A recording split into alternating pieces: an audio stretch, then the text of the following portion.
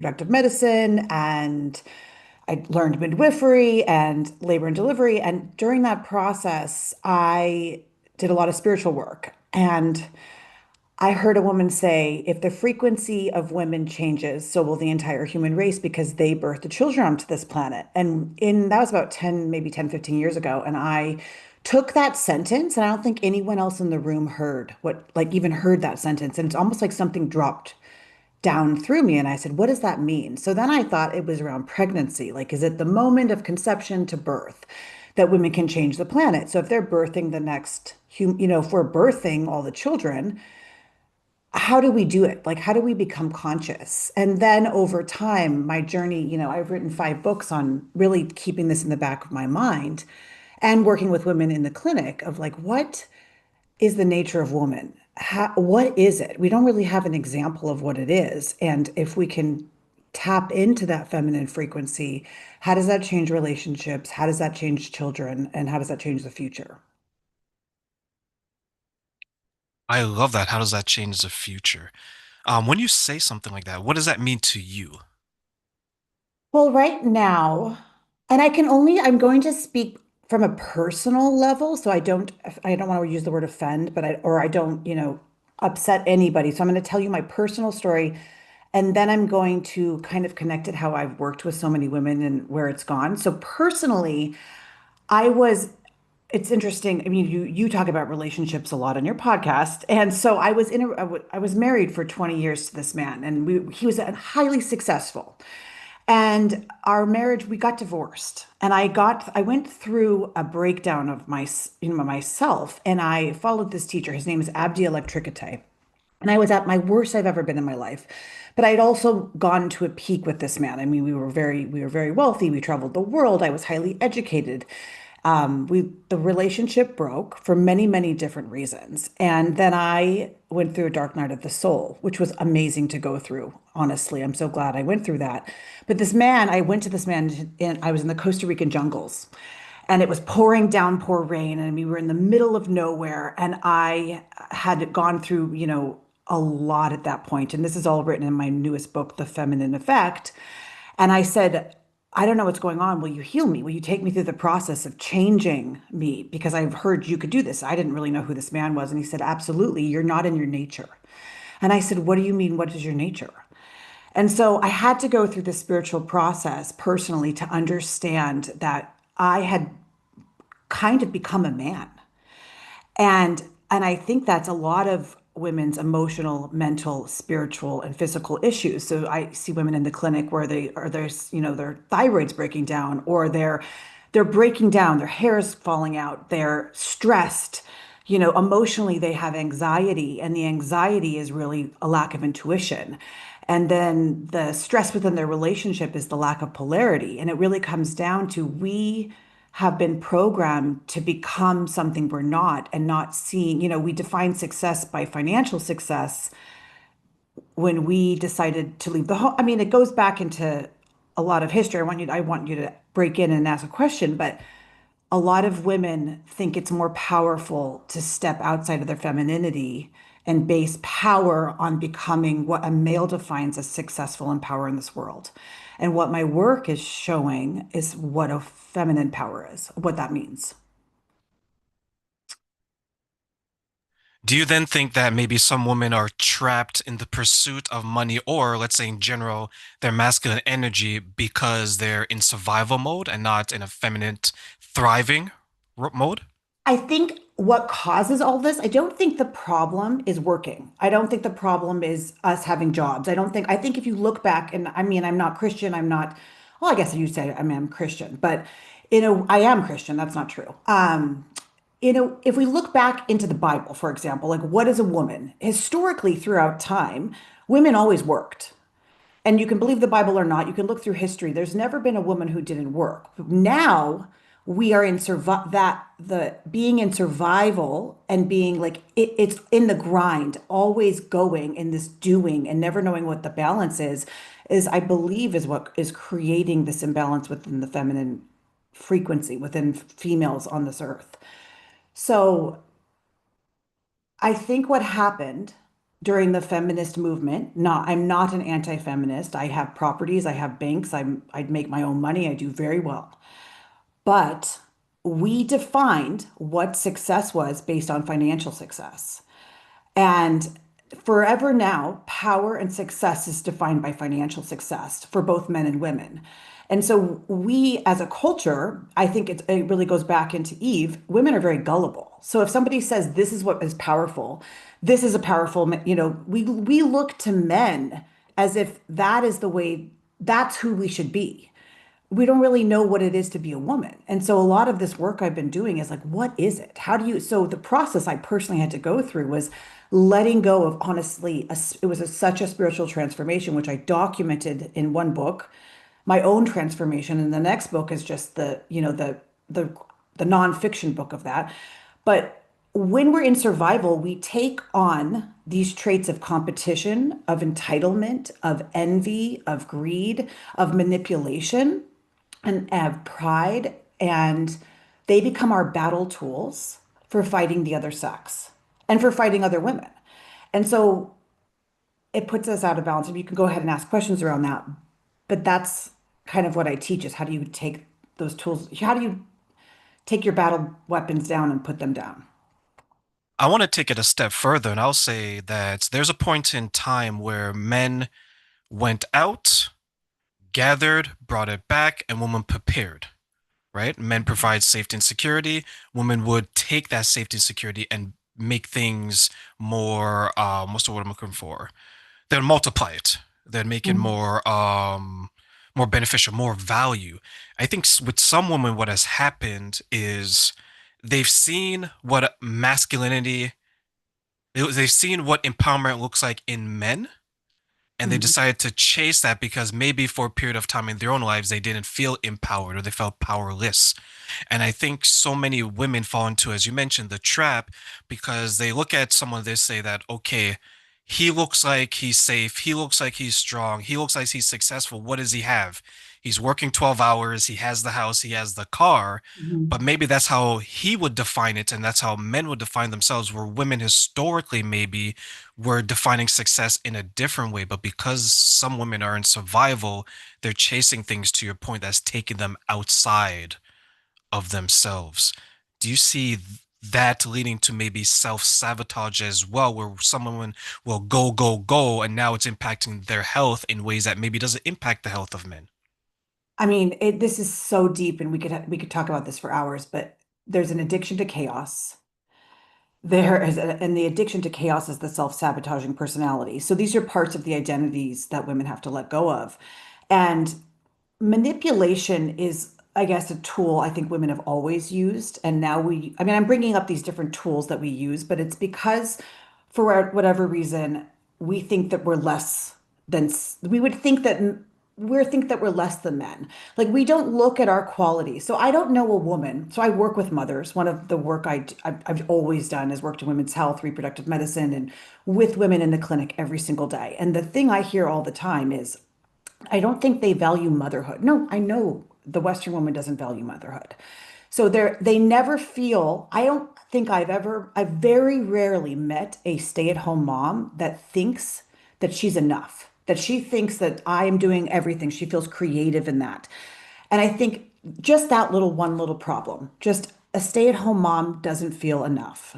I think if we switched even that, would become more value. They would feel valuable. Like, well, how value, I can't think of anything more valuable in my opinion, right?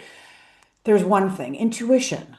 A women's intuition is I see so much anxiety within women, and I believe that the high anxiety I'm seeing in the clinic, I mean, it's the number one diagnosis I give. Why? Why do I see that? And I do think it's because of women's inability. We're so stuck in our heads, and we think that it's so valuable to be in our heads that we're disconnected from our bodies, so we can't feel. Anxiety is a moment of disharmony, and disharmony hits the body and it shakes you. And so when the body's kind of shaking for a female, they think that's anxiety. They call that anxiety, but it's really their intuition speaking and they don't know how to connect to it yet. Other things I think that are lost. I hope I'm not going on a tangent, but the ability to connect and feel, most women just react. They're not feeling, they're reacting from a conditioning from their childhood. And then those battle tools come up, which we can talk about the battle tools if you want to, but that comes up in between relationships and almost there's no polarity if you're both acting very masculine. I've seen that in my romantic life, right? Yeah. With some of my previous partners. I've seen that in some of the women I work with at the charities that I work with. I've seen that in day-to-day life. I can give you a clear example where someone shared with me that they went on a date and they were enjoying themselves. Was a woman and a man, and Mhm. at the end of the date, the bill comes. But because she was in her masculine energy, because she always had to fend for herself, she went and she was about to pay it. And the guy's like, no, it's okay. I'm going to pay this. She told me that as he was about to pay it, to your point, she was experiencing all these emotions in her body because she couldn't let go. She was getting anxious. She was getting nervous. She's looking at it. She was itching to pay it. And she told me that he noticed it and he asked her, are you okay? Because he's not used to this type of reaction. She's not used to someone being there to support her in this way. And what I found in what she shared, she was having difficulty being taken care of, being assisted. Do you see women who have been one way for so long that if someone shows them a different life, they become fearful of it and maybe they pull away? This is such a deep concept. And what I want to begin with is women are highly affected by their fathers. Men are highly affected by their mothers. If I say the word karma, the male karma or the crap of the fathers passed on to the daughter. Whatever was problematic in that relationship with her father, she will take it out on the man she's with. And I can go into a son the son and the female. We don't even need to go there. We're just going to work with the woman. But if she didn't like her father and she never got payback for her father, she will give it to the man she's with 100% of the time. So that was probably she just maybe she was taken care of, or maybe she had a programming. That's just conditioning and her inability to, receive or even have self-worth to say I'm worthy to receive. There's so much personal programming around every single woman. Do you agree with this father-daughter thing? Have you seen that before?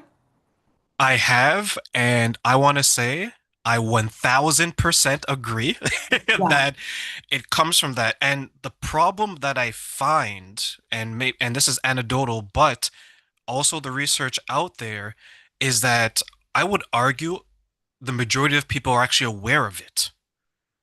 But I think they choose not to address it because one, if it's from their parent is maybe still on that God throne that I like to call it, and they can't take them down to see them as people, as flawed, as maybe not being good enough. What are your thoughts on that aspect of it as well? So I think this is the biggest step into actually the femininity. So our hearts are closed. So let's just say humanity, our hearts are closed. I think the biggest problem we have in humanity is that women are taking on these other roles. I really think if women were to step back and open their hearts, which is the process of touching into your pain from your childhood and the pain of your parents is what we'll tap into next. But if our hearts were open, which is a quite a process, the heart opening process is it's not a reaction. It's not a mind-based, what I was talking about before, the difference between feeling and reacting. Feeling is intuition, feeling is tears, feeling is crying, feeling is I'm gonna guess you haven't met that many women that can just truly cry to feel. Just like even cry in moments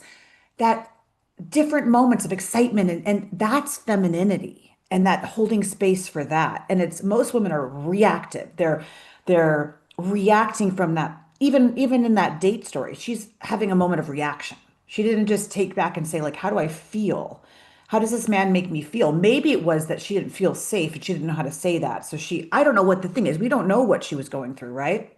But I think that I know that women have to go into their heart. They have to go through the emotions that and the experiences and the memories that close their heart in the first place. And then people, places, situations or events will come into your life as a heart opening experience. And that it's really painful. So most people completely avoid it, and it can be done through relationships. It can be done through going to certain places, but it's shattering. And you have to go to the conditioning that closed in the beginning, which is typically related to mom or dad. How difficult is that journey to open up one's heart?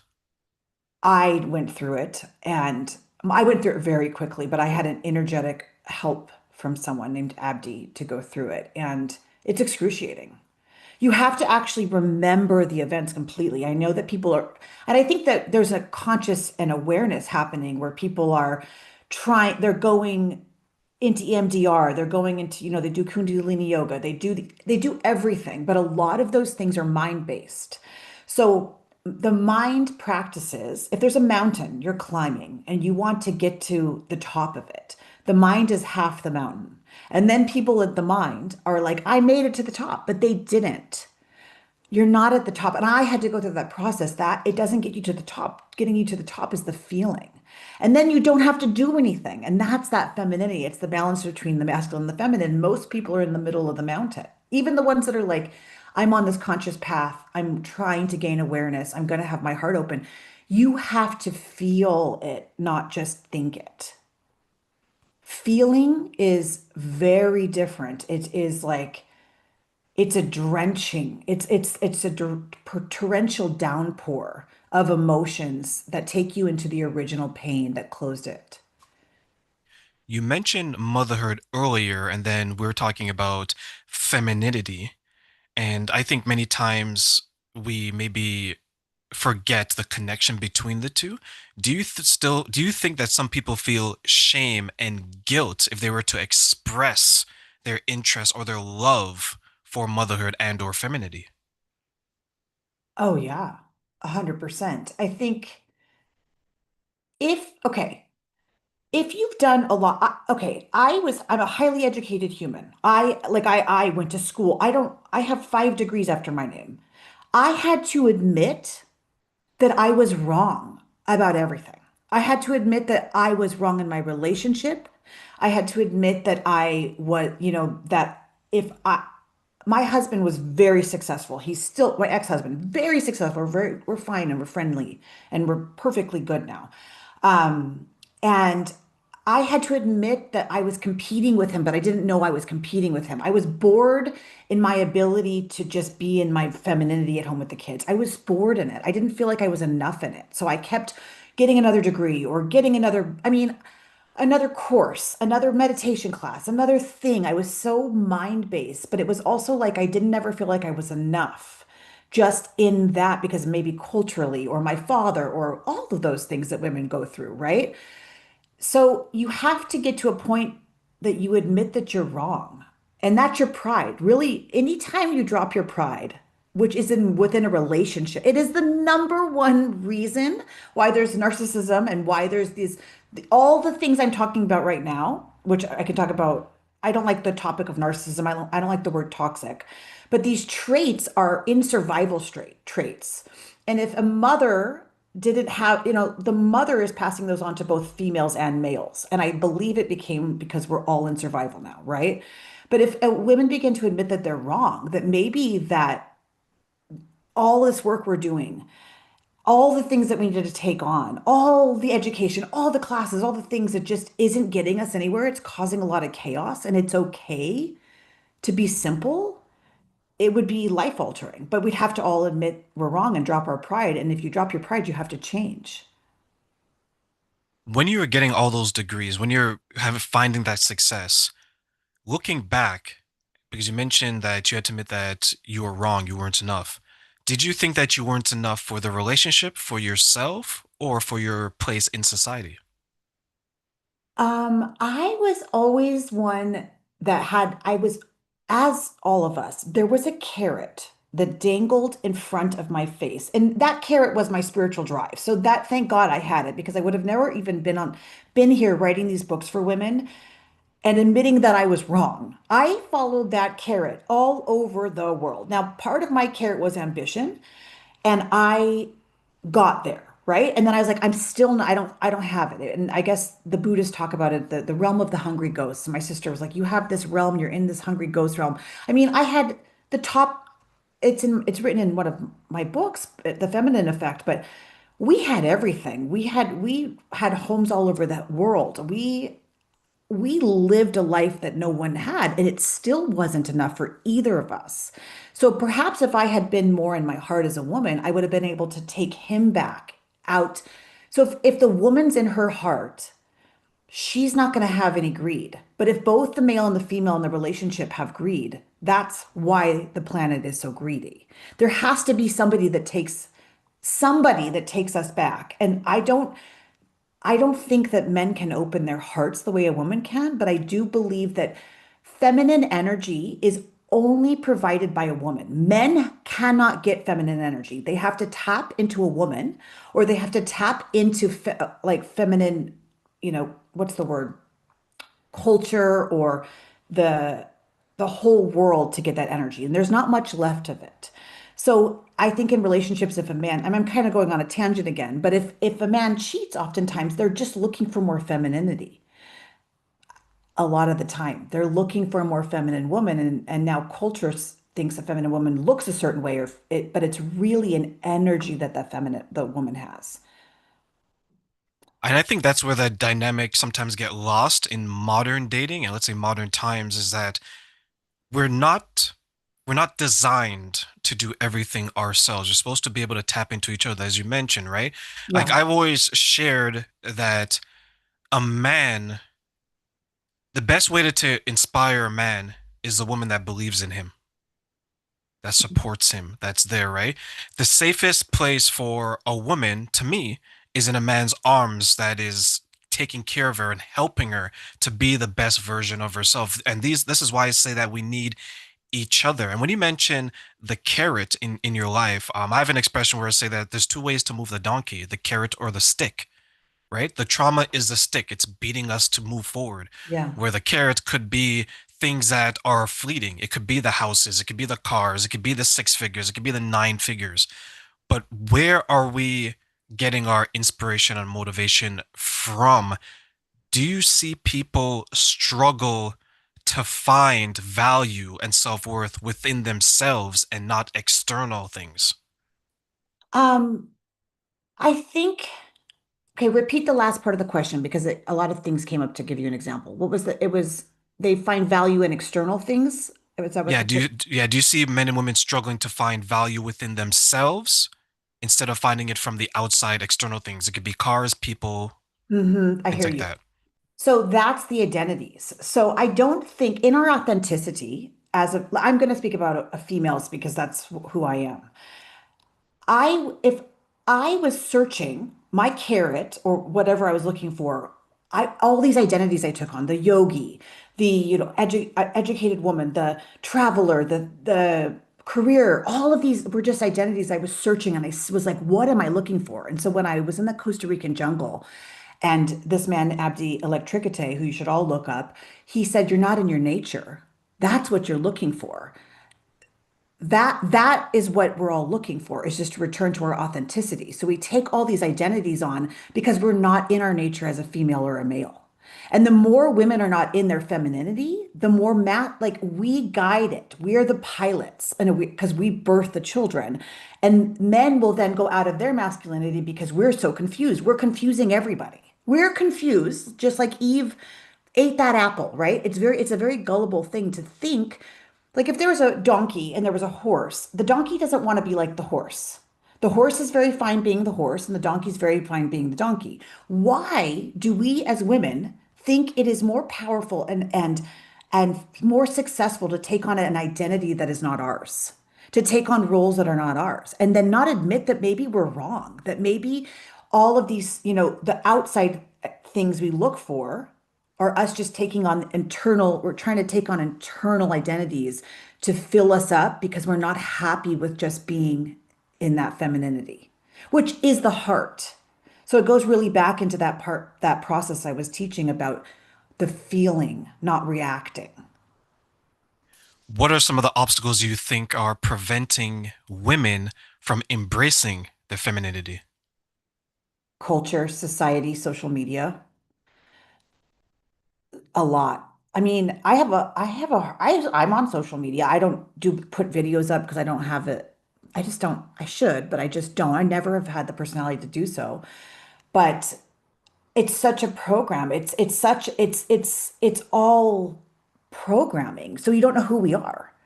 We don't know who we are at all. We're always looking outside of us. So we're like, oh, that's who I want to be, or then I'm going to be this person, or I'm going to take on. I mean, how many women do you know that are, do they really love the yoga, or are they doing it because they think they love the yoga? Wait, why do people do the things they do? And you don't know a belief system is wrong until you eliminate it. And a lot of times we live on islands and we don't know we're on the island until we leave the island to say, oh my gosh, somebody else is doing it different. Reality is only people sharing an experience.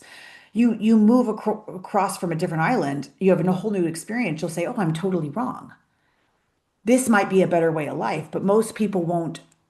Most people's egos, my ego loved change. So my ego, which is just the same as someone's ego who doesn't love change, I love change so much that I was constantly driving myself to find how to change, right? Like maybe it's moving or maybe it's traveling or maybe, but that's also ego driven, not being able to just be in, a calm, centered place, which I've learned how to be now.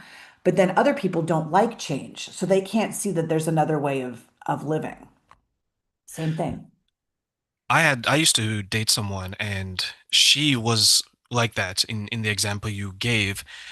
She found peace in work because she was working 14, 16 hours. And the reason she found peace because it was a distraction. She didn't have to look at the skeletons in the closet, right? Like that Yeah, dirty underwear that's in there. We know it's there. We can smell it, but we're going to pretend that it's not there because she had some issues that she didn't want to identify or even acknowledge. So eventually, what happened to her is that she started to get sick.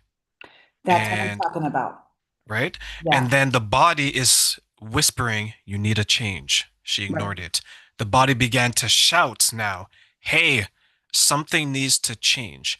And the reason why she didn't change it is because in her mind, money, success, and the validation of others was more important than her health. And when you mentioned social media, it reminded me of that story because she was then able to go online and say that, hey, I worked 12 hours, 14 hours, and people would cheer her on, not knowing that she was suffering these other issues. When you mention social media, do you think some people are using it to soothe themselves and use it as a distraction so they don't have to acknowledge other issues that are coming up because there's an imbalance in their life? I think it's a way to create your island and to make it broader. So just like I was talking about islands, and you don't have to, if you have a shared reality with a group of people, then everything that your ego believes to be true is validated. So it's just creating islands in the air. It's validating this ego experience that so if I want to believe a certain thing, if I can absolutely create a reality, expand myself to believe that's to be true by picking up my phone. It's genius of anyone who wants to take everybody out of the heart. So if there's some mass agenda and virus on this planet that wants to destroy women, which I do believe this is like a virus, we can then confirm it by creating our own reality that we're right. And then no one can prove us wrong. That's the very male part of us, right? A lot of women, including myself, so I'm going to speak with myself so no one feels offended. I had to go through a divorce and say my whole family was wrecked. And not to say that that wasn't, I couldn't have done anything different. It was always going to be that way. And it was always going to be that I had to go through the process to document to possibly teach more women about it, right? But it takes a crisis for us to admit that we're wrong and for that ego and all the identities to leave. And what I see in the clinic with women all the time, so I can speak to this not from just, a spiritual, which other people may say is woo-woo. I can speak to this from a very grounded place of your adrenals crashing is 100% because you're working 80 hours and you left your baby at home. And to think that that is normal, to normalize that is mental illness. So it's a form of for a lot of, I mean, I live in Manhattan, I live in New York, so I see a level of grind, a level of survival that's unusual for a lot of people. Like 100-hour weeks for women in a bank, to me, when you have a family at home, is too, it's not doable. You're going to get sick. So they do. So sick, I see that. I see the emotional breakdown of anxiety. I see the family breakdown. And really what's happening is it's if the devil wants to break something, break the woman and a man apart, then there's total chaos and no unity. What are some of the consequences of that struggle between identities for women? Well, it's the constant dingling of the carrot. You're not enough, a complete exhaustion and complete confusion of who am I and lack of authenticity. And the thinking that you're being authentic by taking on all these different roles, that you don't even know who you are if you were to lose them. So, the biggest and hardest role for a woman to lose, and I do think if it's going to shift, it's going to shift through this, but it's going to be, it's going to be the loss of careers. So let's say there's a war or like even COVID, everyone was like, ah, what do we do? Change is so hard for people. And I was like, oh, great, this is awesome. Like I had a blast in COVID. I had a different experience, not a blast, but I didn't, it didn't shake me because I'd already been through a lot of changes, but changes are hard for women. If there is a career change or a career loss, I believe that will be the biggest identity shift for the feminine species. And when I wrote this, so Feminine Effect documents my own process almost like a movie. And then there's another book coming out in March, which I shouldn't even be speaking about yet, but it's called The Feminine Frequency. And it's kind of some of the subjects we're talking about, but it looks at narcissism and feminism, and it looks at the definitions. If you match them up, if you go into like a dictionary, they actually have some of the same words. It's moving yourself up a hierarchy to become something that you're not, moving yourself up a hierarchy to be something, right? And so there's some positive things to feminism, 100%. I want all those things.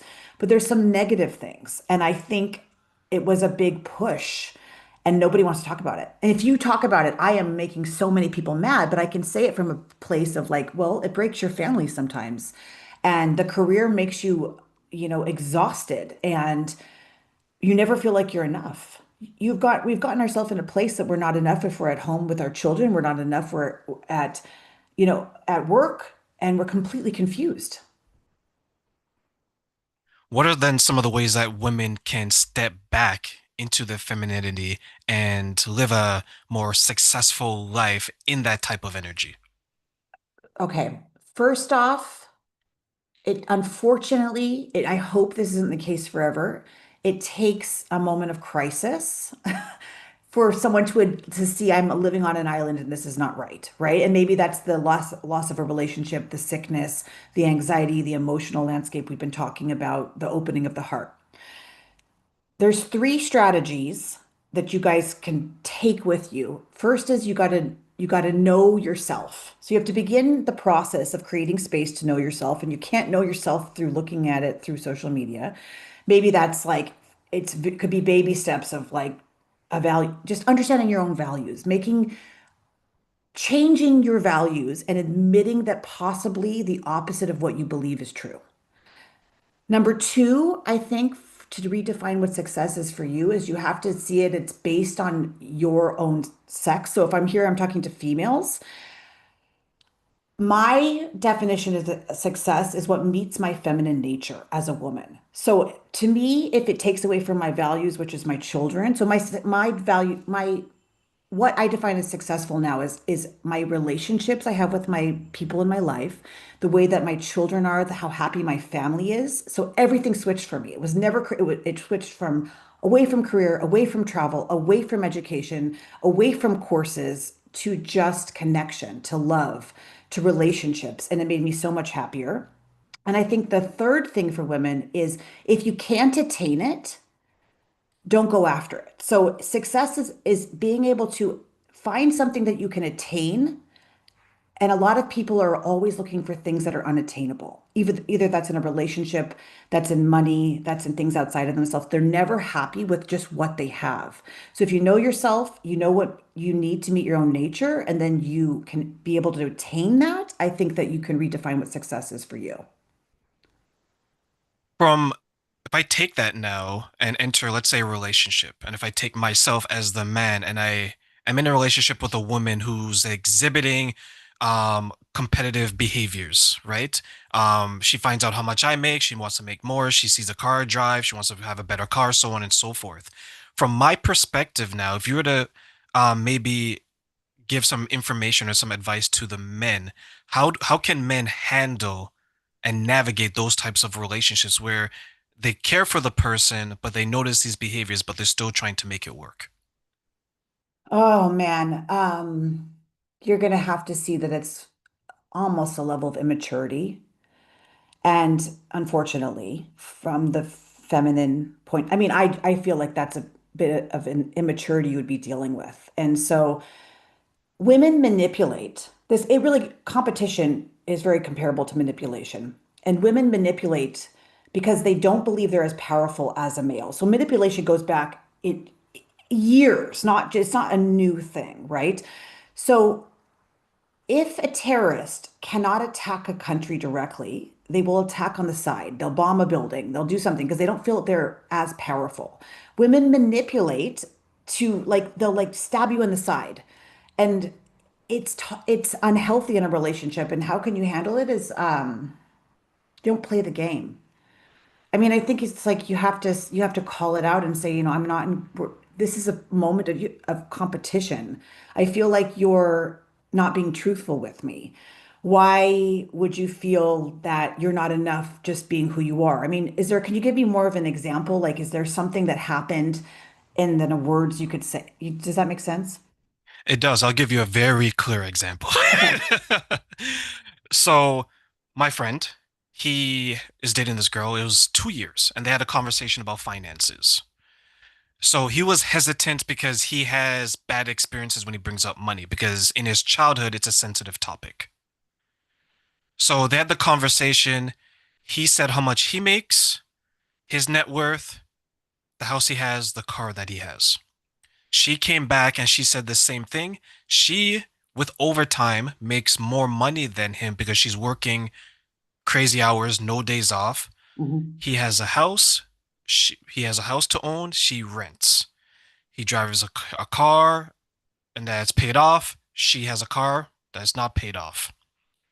When it came to the net worth, that's where the significance was. He's at 2, 3 million and she's at thousands. He shares that once they had that conversation, he noticed that one, she started to work more hours. Two, she got into investments, which is good. She's starting to save her money. But now there's a competition that you mentioned earlier. She doesn't feel like she's on his level because before that, she viewed him a certain way because he was very frugal with it. He wasn't flashy. Now that she's aware of it, there's some issues. He still wants to continue the relationship, but he's noticing a change in the behavior. So there's nothing that like he can do to change her. This is what I'm talking about. This is the inability for a woman to see that, she doesn't feel safe. So I would ask him in return, does he pay for things? Would he let her move in and take care of her? Like, would he take the role of providing for her and not talking about the wealth? Like, I don't believe a lot of men even need to bring up the wealth to women. I think that actually creates the competition of like, why are they even I mean, unless they've been married or they're together and they are combining wealth, what's the reasoning that they're having that conversation? I mean, I'd have to understand more, but if this is going to be really controversial when I say this. In order for us to go back into the feminine and masculine, a woman will have to, no matter truly go back into it to a woman doing nothing or being in her being happy with family, being okay with being a mother, being okay with being taken care of. The woman's going to have to be at whatever level the man is at. Below that, I mean, I hate to say it, but they're going to have to be okay with the whatever that man makes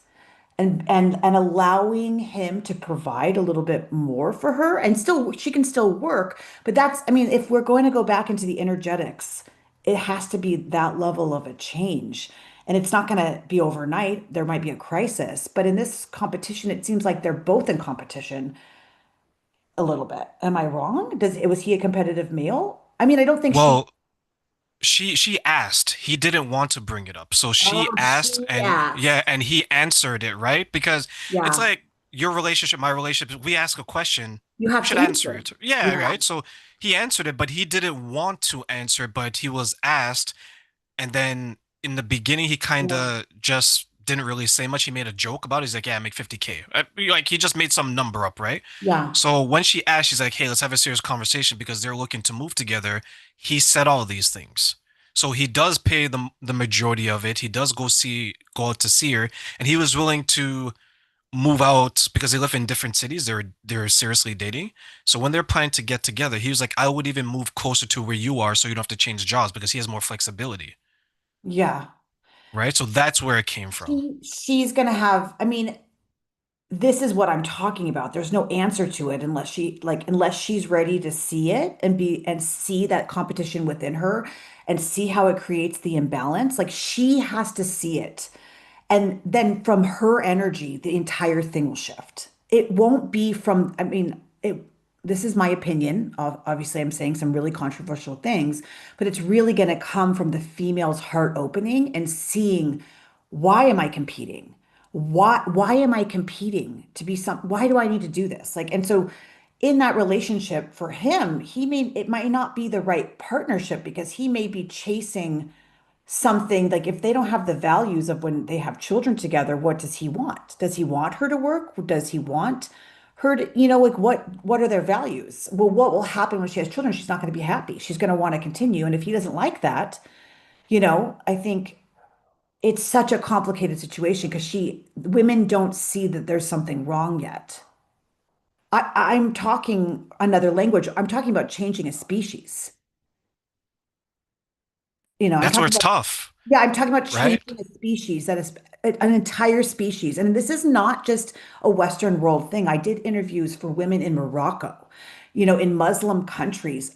There are divorce rates, or the divorce rates are skyrocketing in tiny little towns where feminism never existed. Now, divorce rates, women are working, they don't want to get married, they don't want to have children. Everything's changing and it's creating this chaos without this balance. And this is coming from a woman. I am like the hardest working woman ever, but I had to admit there's something wrong. It's out of balance. So that woman, she'd have to admit within herself there's something wrong. I'm out of balance. Maybe this isn't the right way. Maybe there's a different way of doing it. And that's where these teachings come into play. My Which concern for, I was going to say, my concern for these women then is I agree that they're going to have to go through some type of crisis. And I wonder, and I'll ask, and I'll get your input on this, how many of these women are actually prepared for that? Well, I think that's how the consciousness will shift. And I think that there's a lot of people that, there's a ton of people that talk about consciousness and a ton of people that talk about changing themselves and healing their past and healing their trauma and all these different things. But returning to your nature as a male or female is the ultimate climb up the mountain. It's returning to Adam and Eve without the snake in the garden. It's complete unity. It's going backwards in time. It's not being gullible to outside sources that say this is the way it's going to be. And it's not listening to anything outside of yourself. It's telling you that that's the way it's supposed to be. And then I would have to sit down with that woman and ask her, like, are you happy? Does this feel good? Like, what are you competing against? Why do you feel not safe? Perhaps she doesn't feel safe with him. Perhaps I don't think that's it. I think it's just what I'm talking about is we've taken on the reason I believe that narcissism has become such a popular subject. And this is why I looked it up. I didn't understand. I see it on social media everywhere, videos on narcissism, obsession with it. And that's where I was like, where does this obsession come from? And it's because we have both sexes taking on these traits of being very masculine. And as a result of that, this is that toxicity and the imbalance that is happening within human nature. And the woman you're talking about is that doesn't feel enough just being with him. It sounds like that's the result. And I'll take it a step further and say that too many people, men and women, but in this case, a woman, They tie their value, their self-value, to how much money they can bring in. I would 100%. probably guess if he made less than her, if he had his net worth was less than her, I don't think they would be having this issue. Not necessarily, because I have been in relationships where the net worth of it's such a balance, and I'm still learning this myself, about providing and money, because I have been in relationships where the man made so much more than me, and I was competing, but I didn't know I was competing. Okay. I didn't know it. Like I wasn't aware of it. She's not aware of it. So her doing and her that is exactly the example I'm talking about of not it's like you don't know you have the persona. You don't know what you're competing for. You don't know you don't feel enough. Like it's crazy that women aren't aware of it, but we're not aware of it until the crisis hits typically. And then I've been in relationships where I've made so much more than the male. And we've been fine, but it's because that male is so masculine in his energy that it overcomes the financial success. Its financial success it doesn't mean as much in certain relationships because the masculine energy and the feminine energy are actually more in balance. Could one of the ways that women get back into their femininity is to start accepting that they can feel safe and secure with the relationships that they have? Oh, of course. I mean, that would be the ultimate, but that comes back into healing the wound. It all comes back into healing the wound, and typically it's the father wound first. And the mother wound too. But for women, it really, if they didn't like their father, they'll do anything to get at their father through a man. And it's so subconscious and it's like if they will try to hurt the male to get back at their father because they can't directly go to their father to do it. So they'll sabotage. They use all their mechanisms. They use the manipulation, they use the attack, they use, the sabotage, they use the cheating, I mean, even cheating in itself is very masculine. Or just having an affair with a married man. I can't think of anything that you are entitled and in competition to destroy the family. I mean, there's so many things we could talk about, but that's a very, very male characteristic. Very male. You mentioned earlier some of the tactics or weapons that women will use to self-sabotage not only themselves but their relationships. Can you speak on some of those? Well, women are very manipulative, right? We don't know it. Now, when you become very conscious, you can, because we're very intelligent. We are 16, the yogis say 16 times more, like we can do 16 things at once. And it's true. Have you ever seen a woman in the kitchen? She's on the phone, she's listening to a podcast, she's cooking, she's taking care of her kids, she's managing the laundry. She really, truly probably has 16 things happening, right? We're so intelligent, we manipulate ourselves. If you leave this podcast with anything, it's that we're self-manipulative. So we are good at lying to ourselves. And so if we want to believe that we are right, we will believe it and we'll create a lie that's so good that we have to play it out until we don't believe it anymore, until it doesn't serve us.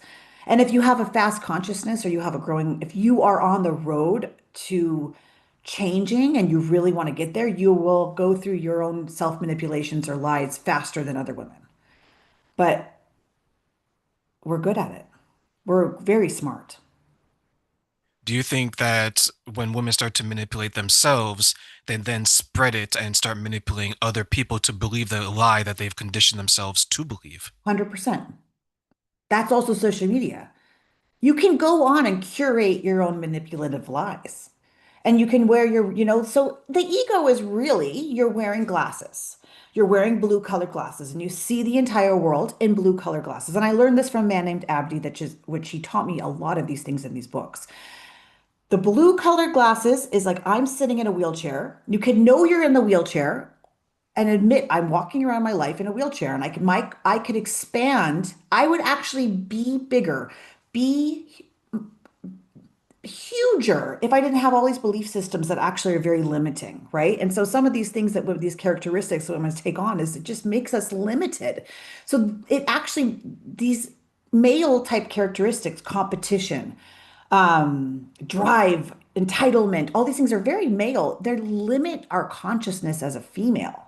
The consciousness of a female is the 16 times we can do 16 things. I don't know a man that can do 16 things at once. I just don't. Their brains do not think like that, right?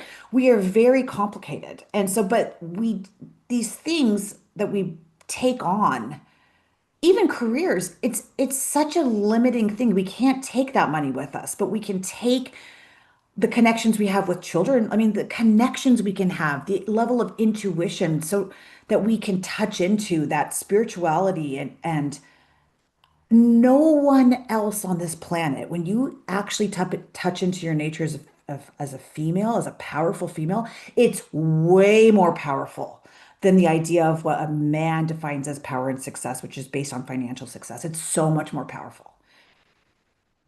I When you mean, mention I was sorry. gonna say when you mention no, I was gonna say when you mention social media, you're right. Like you can see people creating the type of lifestyle maybe they want, maybe they're trying to obtain, but it's like it's a fantasy.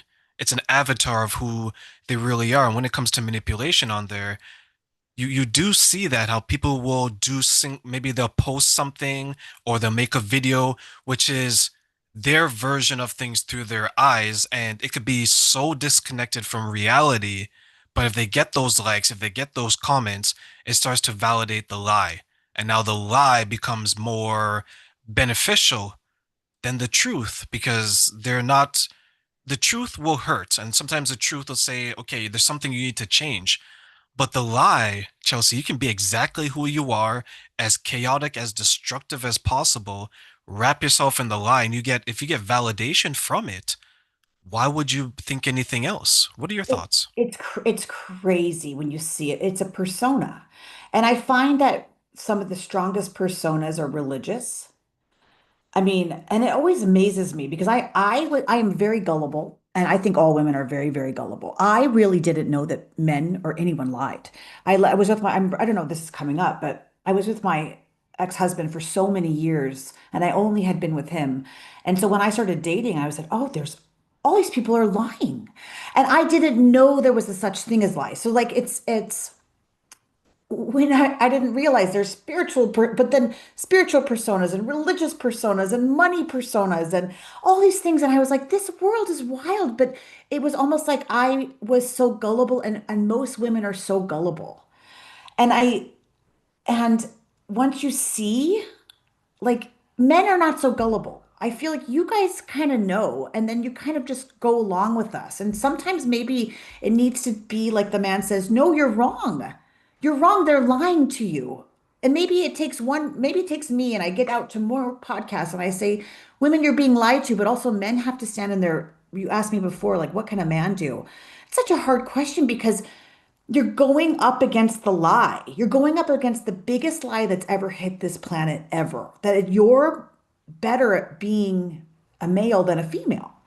When if a man could say, "No, you're such a good female." Like if we could have men like almost like cultivate that in the woman by just being so kind and loving, but they've become vicious with one another because the competition is exhausting. And I know you ask me these questions and then I kind of go on these tangents because these things come up. I hope I'm answering them eventually, but we're competing with each other and it's causing chaos and it's breaking families and it's destructive. Like if there's a what's the word, vineyard or apple orchard, right?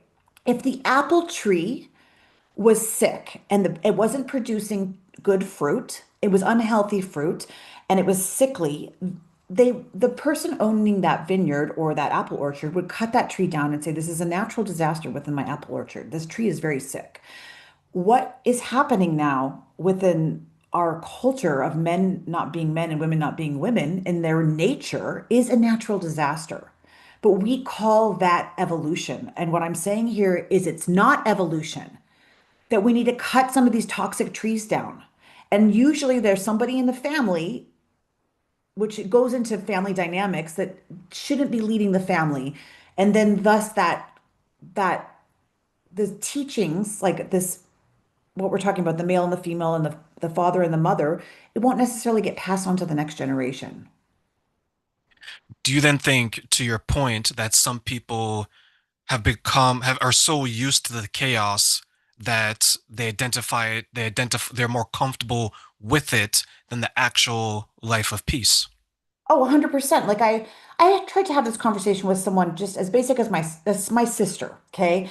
And I said, you know what, don't you think if women maybe didn't work as much and we were able to be home with our children that would bring some more balance to our families? It was something very simple, like just a question. And her reaction, because her glasses were blue and she didn't want to see red glasses. So if I were to tell her something that shatters her belief system, because it's her own life, she works all the time, she's running her family. She's like, no one can afford that. You don't understand because you have more money, or she just all this anger came out. And I'm just thinking, you always want a bigger house. You always want a bigger car. So like she always wants the next biggest, she wants a nicer car. She gets that nicer car. She's like, oh, I really want a Mercedes and I want to join the country club and I want my house that I'm in is not enough. I want another house. If she wouldn't need those other things, if her definition of success was different, if she redefined her own definition of success, not based on financial success and not based on what other people appeared her to be, she wouldn't have to work so much. And what I was saying would be true. I So, told someone that recently, like 2 weeks ago. I told this person the same thing. It was a woman. And I said, instead of you stressing about money and working yourself until you're sick, because I asked her a couple months ago before this last conversation, do you see a life without work? And she said, no. And then I gave her another example. I said, if you were to meet someone and they treated you well, right? You have a criteria, they meet every single criteria. They win the lottery, 100 million. Would mhm. you stop working? Her look on her face was like fearful because now she has to make a decision. She doesn't have to work. She doesn't have to deal with the stress. She doesn't need the money, but she's so tied to her job that she couldn't even imagine a life with retirement. And then 2 weeks ago, when we had the conversation, I asked her, I was talking to her and I stated that unfortunately, your husband, your boyfriend, your life partner, whatever term you want to use, it's your job because you can't divorce them, you can't get rid of them. But if they were to discard you, you would feel heartbroken.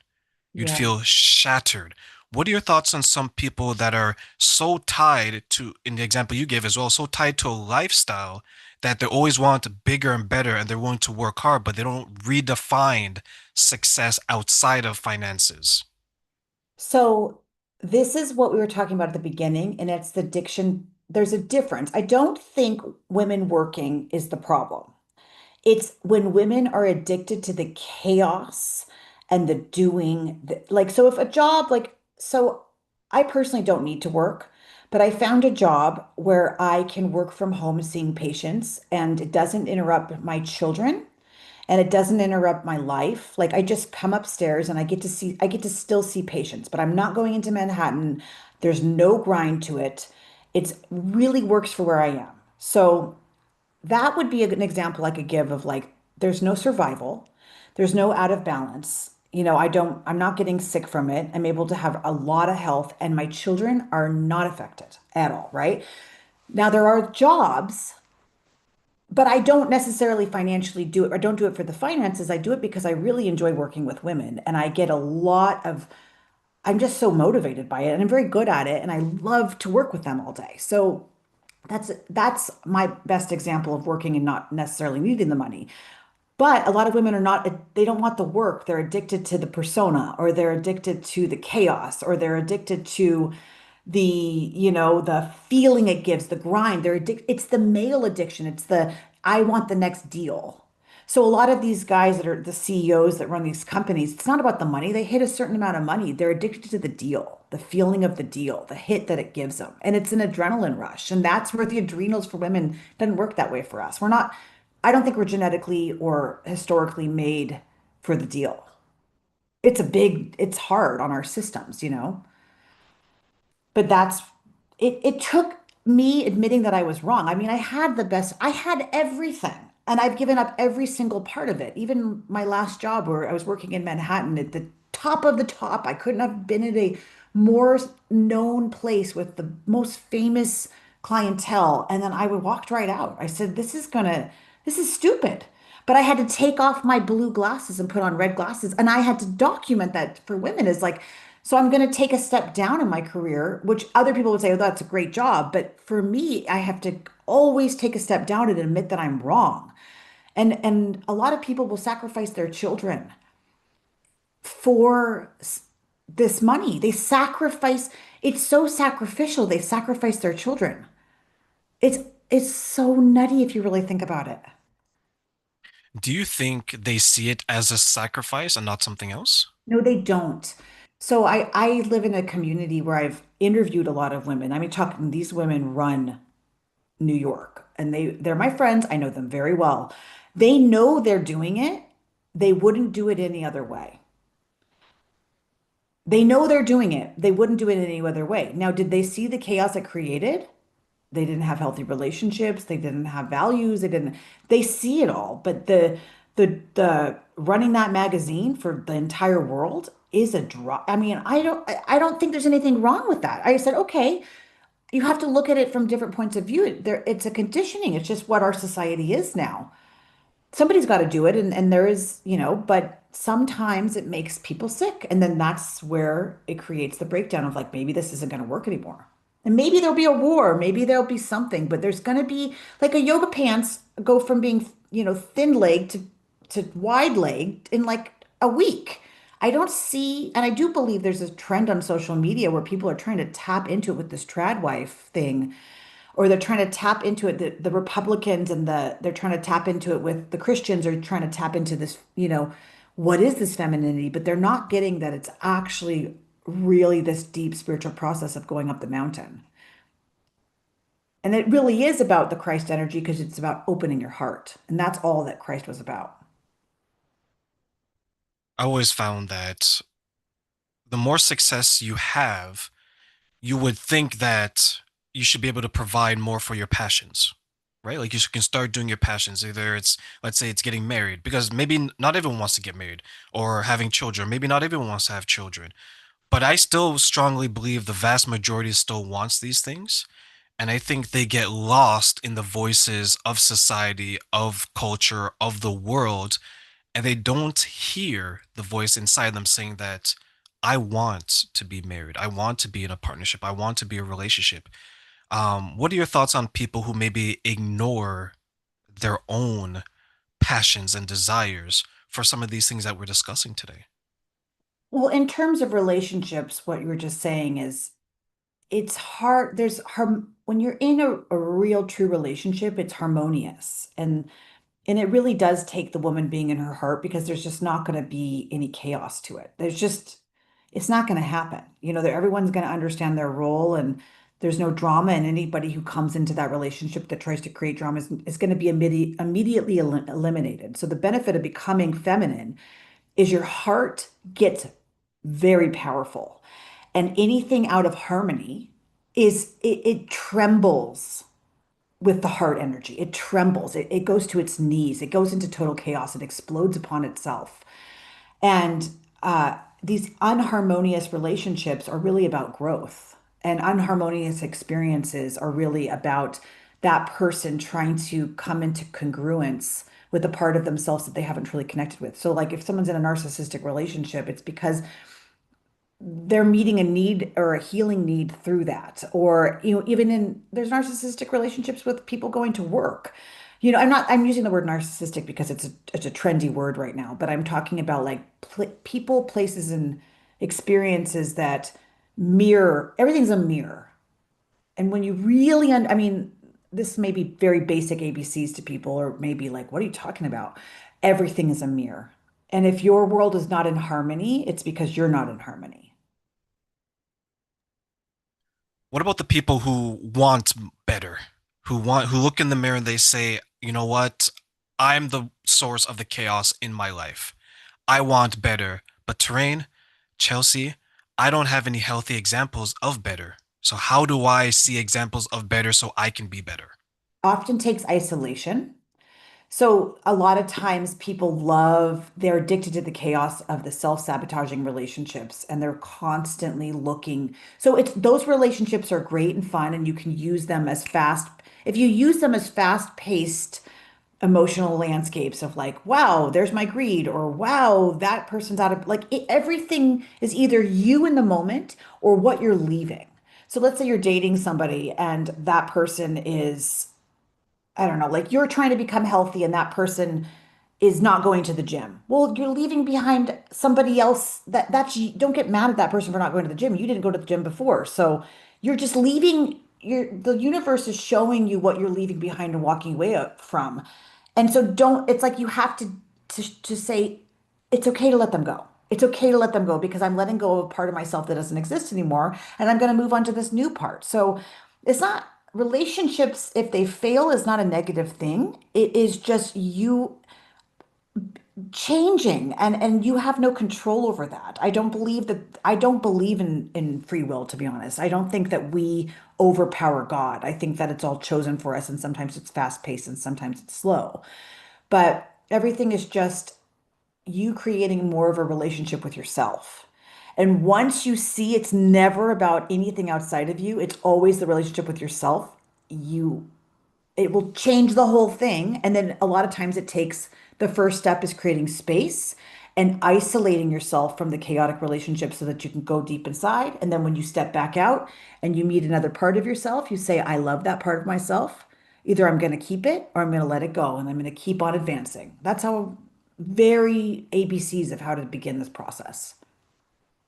Many times, people who are living in chaos, they've surrounded themselves with equally or even more chaotic people because they're comfortable in that and they don't have maybe healthy people to pull them out.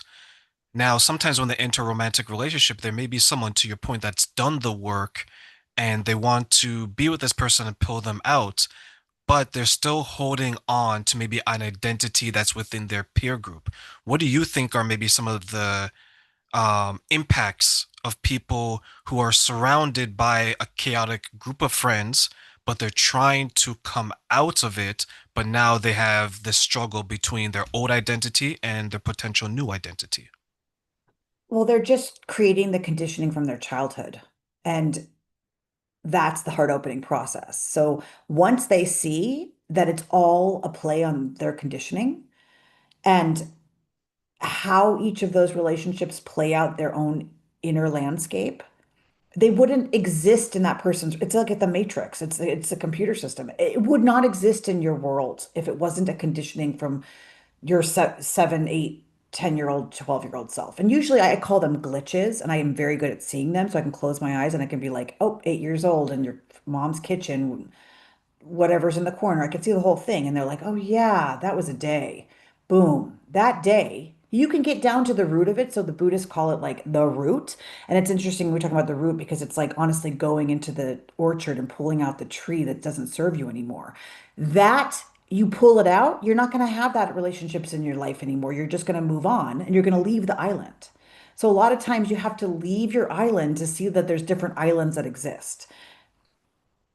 You have to maybe shut up. Maybe it's social media. Close the social media. Maybe it's isolating yourself. Maybe it's going to God because you've never touched into that before. Maybe it's going back into nature. But everything is just the mirror. Is that hard for some people to do, leave their past life for a new one that may be scary because it's unknown? I don't think that anyone can do it unless they are consciously prepared in an evolutionary approach to do so. I don't, most people, 95% of the population will not do so. And nor do they care. It will take the crisis. I think so as well. I think the majority of people are aware of it on some level, but they won't make the change because it's too comfortable. And when there was someone that shared that they were doing the work and the life that they saw was being created, they didn't think they're worthy of it, so they went back to their old life. And you could do the opposite. I mean, you could have the biggest life and then lose that, but That actually, on the outside, so I had a life that was a bit like a movie, and it was what you would want on the social media. It was a life I wouldn't even put up on social media because it was such a big life. And now that was all outward identifications. When I left that life, I actually got the carrot I wanted, which was that spiritual understanding of what I was looking for. So on an outside, it looked like a sabotage moment that I left the whole thing. Now on an internal, like on the internal world, or maybe on the level of my soul or spirit, I got the carrot finally. And that's what I had wanted. Is like, what was I looking for? Well, is what I'm teaching. It's just to be in my nature as a woman and be happy with that. And it's not, it really isn't anything on the outside. It's a frequency. It's a frequency and there's nothing else to it. Chelsea, may I ask you one final question before we close? I want to give you three wishes, and these are three things you can wish that women would know in regards to this question. What are three things you wish women knew about the power of femininity and why? Oh, wow. When you touch into it, you have the ability to know things other people do not know. So it's a knowing of the future and the knowing of who is safe and who is not safe. Like you actually become even more like you can guide the male in a way that he can't see things that you can see. And that is a genetic, honestly, it's like a genetic gene that turns on within you. Number two, your heart becomes so powerful that you create, you know reality, but you also part of the creation of the reality. So women are creative or destructive. And if you look at the word, it's almost very similar, but you become creative and almost so in touch with spiritual domains and so in touch with it that you don't know if you're knowing the future or if you're part of the creation of it and it becomes one. And then everything, number three, is that you become so harmonious that truly, when I say anything out of harmony, so that would be someone or a person or a place you go into, it is like it is a bubble that is protective and things bounce off of it, but you will shake and know when